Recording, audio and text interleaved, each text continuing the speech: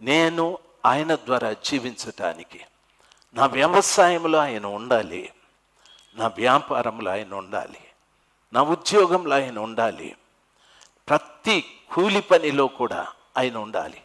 నేను ఒక ఇంటికి వెళ్తాను, అంట్లు దోముతాను, చీపురు పెట్టి ఊడుస్తాను, ఆ ఇంట్లో నేను అంట్లు దోమేదాన్ని. నీతో కూడా ప్రభువు ఉండాలి. నీతో ప్రభువు ఉంటే ఆ ఇంటి వారు నీతో కూడా మందిరానికి రావటానికి అవకాశాలు ఉంటాయి. నీతో ప్రభువు ఉండాలి. ప్రభు అందుకే వచ్చాడు. ఆయన ద్వారానే నేను జీవిస్తాను. హల్లెలూయా. ఆయన లేకుండా నేను జీవించలేను.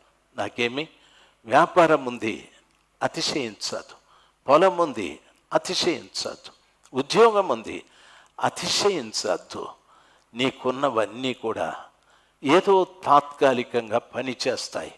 అయితే పరిశుద్ధ గ్రంథమైన బైబిల్లో యోహాను గారు చెప్పారు, క్రీస్తు ఈ లోకంలోకి వచ్చింది ఎందుకంటే ఆయన ద్వారా నీవు జీవించటానికి. ఆయన ద్వారానే నీకు జీవితం ఉంటుంది, ఆయన ద్వారానే నీకు జీవనం ఉంటుంది, ఆయన ద్వారానే నీకు భవిష్యత్తు ఉంటుంది. ఆయన లేకపోతే నువ్వు జీవించలేవు. ఎందుకు జీవించలేవో తెలుసా? బైబిల్ చెప్తాది, నీ జీవమునకును నీ యొక్క ఆయుష్కును మూలము ఆయనే. హల్లెలూయా. ప్రపంచంలో వ్యక్తులకు యేసు ప్రభు తెలుసో తెలియదో కానీ ప్రతి వాడు బ్రతకటానికి, ప్రతి వాని ఆయుష్ పొడిగించబడటానికి మూలము యేసు ప్రభుల వారే. హల్లెలూయా, హల్లెలూయా.